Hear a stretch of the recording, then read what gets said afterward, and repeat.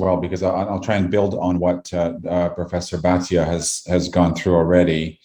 So we're going to start. I'm going to talk a little bit about, kind of what the processes of care have been in stroke. I'll start with a little bit of discussion, but break it down into two sections. I just had to put a slide of Andre de Grasse here winning the 200-meter sprint here. So there you go. This little Canadian nationalism for you. Okay. So first of all, just some disclosures. As you can see here, we've had a number of different funding in the program and from various sources, and they're listed here.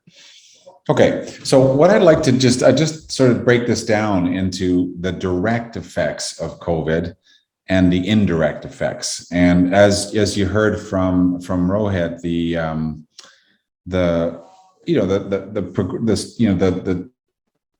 the actual proportion of times that stroke is a problem in COVID is probably overall relatively small, and it still remains undetermined how much of that is a general effect of infection or something specific to the virus. But I think a lot of things started. I mean, there was a first initial report from Wuhan where the proportion of patients who had stroke was reported in JAMA neurology was relatively small. But then as the pandemic unfolded, and we saw, certainly in North America where I am, this report, which was a letter to the editor in the New England Journal, was prominent and suggested that maybe there was some large vessel strokes. But later, as again, this will back up what your meta-analysis, Rohit, was that the actual occurrence of stroke is probably quite a bit smaller. So this was a cohort study. Again, all patients with COVID-19. It was based in New York City, actually. And only 32 had confirmed stroke. So it was just a little shy of 1%. And half of those were people who presented with stroke and had COVID at the same time. And half of those were people admitted with COVID pneumonia and then developed stroke as an inpatient.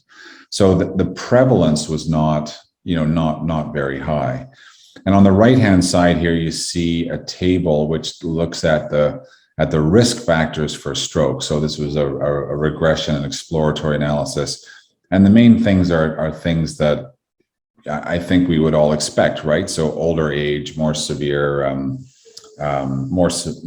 neurological deficit, high D-dimers. And then if you looked at the comparison to historical controls, they looked at troponin levels, so heart trouble, inflammation generally with an ESR, for example. So these are things that even if you took a cohort of patients, in a hospital anyway, and asked what were the predictors of in-hospital stroke, you would find things like troponin, ESR, that kind of stuff. Nothing that's, I think, really specific to the virus.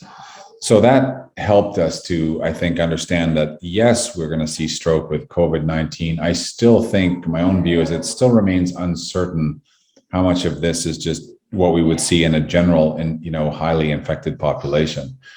There's a recent interesting paper that just came out. It's really last week, actually, that looked at, there were two parallel studies, and this is a really interesting design. It follows a lot of the stuff that's been done with COVID, which is, collaborative efforts and Bayesian types of approaches. But they essentially had two cohorts: those who were in ICU and those who were just admitted to the ward, and then they randomized them to anticoagulation or routine care. And anticoagulation could have been low molecular weight heparin or unfractionated heparin. And so first of all, in the ICU cohort, even though heparin's been used widely, there was simply no benefit whatsoever of using heparins. And so I think this is the first evidence to suggest that once you get really sick, anticoagulation is not beneficial on average for preventing it was death and thrombotic outcomes and organ level support. So I think a pretty useful outcome overall. However, in the group that was sort of more moderately sick, right, the group that did not require ICU admission, they were on the ward, didn't require ventilation. It appears that this was actually an effective therapy. A small effect size, I think it was about one and a bit% overall. But this is the rising essentially cumulative portions of organ support free days. And you can see the red line is the therapeutic anticoagulation, the blue is not. Again, suggesting that anticoagulation is a good idea on the ward,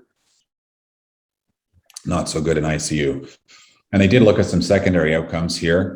Now, we can't distinguish stroke. So in this population here, the major thrombotic event, death in hospital, we don't know how many of those might have been stroke cases. But in general, in terms of addressing some of the pathophysiology that Rohit went through on the in the inflammatory process, it sure looks like this may be a useful thing to do on the ward. So another incremental treatment that we can offer our patients who are admitted with COVID pneumonia, in addition to steroids.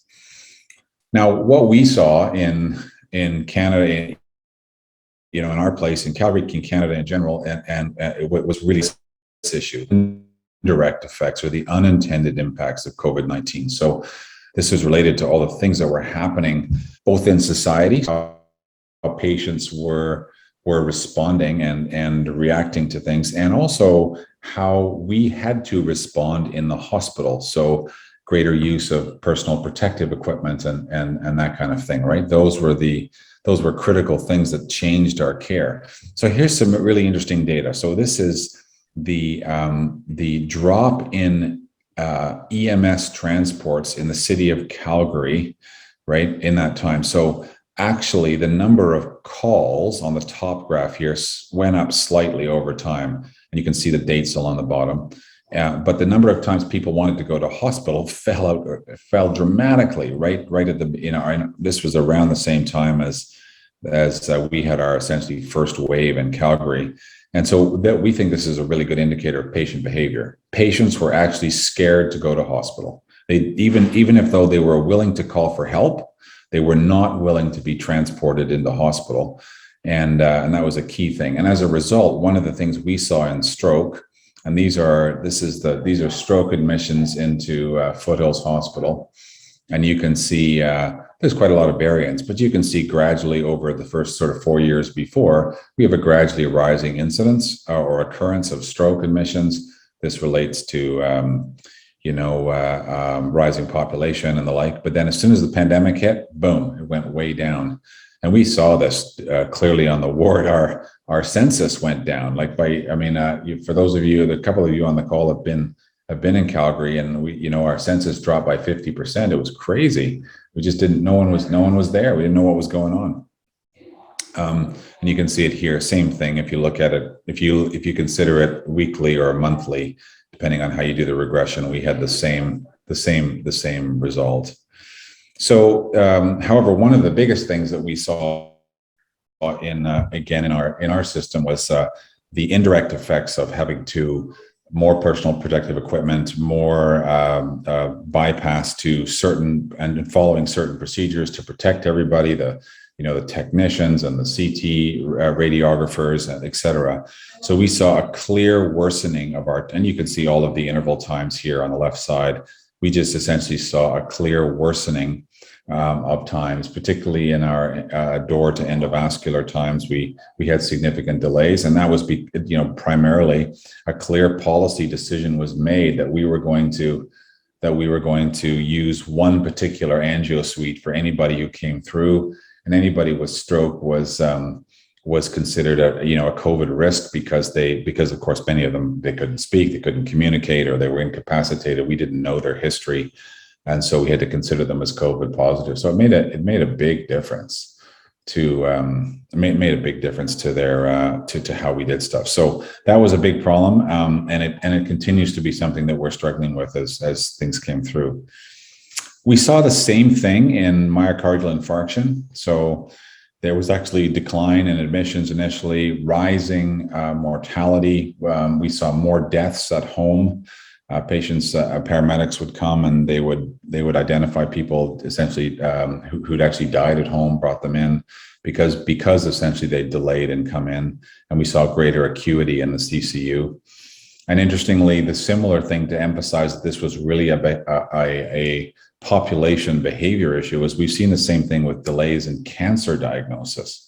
So again, people being, we think the main reason is that people are afraid to come for assessment, right? They're afraid to get assessed. They found a lump or they found an unusual thing, and then they're afraid to come in. So this was, and so we've seen a decline in cancer diagnoses, and that's we're all worried about this because it means the next 1 to 2 years we may see greater volumes of more severe cancers.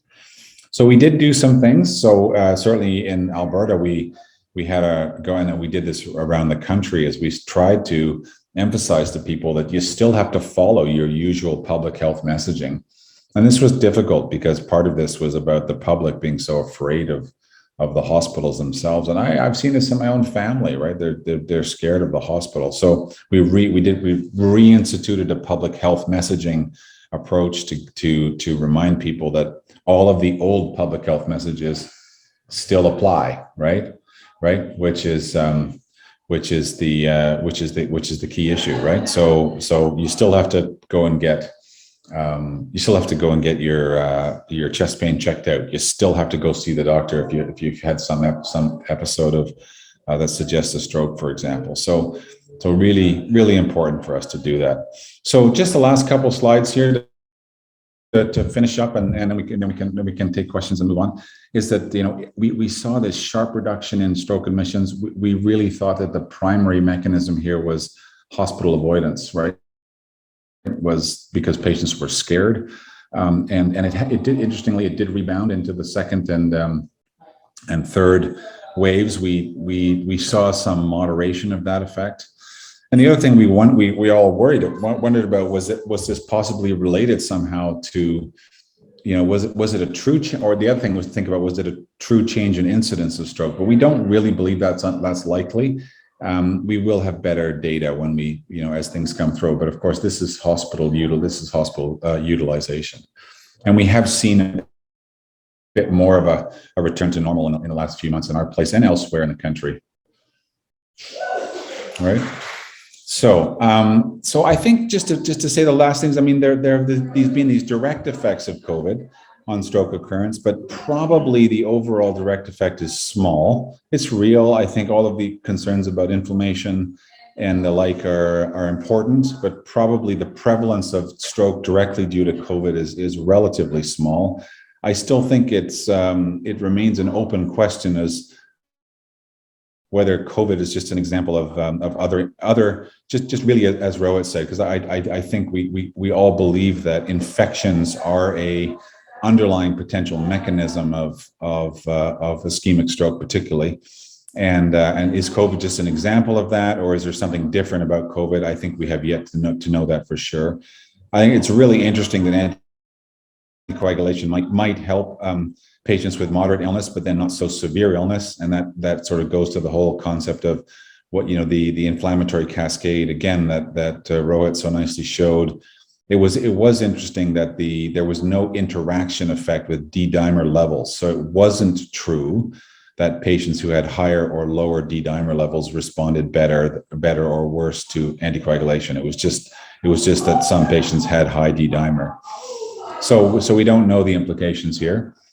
And then I think that certainly in in Canada, the dominant things for us have been the indirect effects, and how do we deal with that, try to be fast. And I have no doubt that over the past sort of year and a half, our overall outcomes are just that slightly bit worse because we've not been able to be quite as fast in our treatments. And I expect everyone's had the same thing as the pandemic has gone through different waves through. So really interesting, and I think all of the epidemiology, as I've been talking about, will be written in retrospect. Of course, as we look back at our data, it's very difficult to do it prospectively, and of course, I suspect it'll change again as we get the widening effect. Certainly in Canada and the United States now, we've got a much more widening effect of the Delta variant coming through.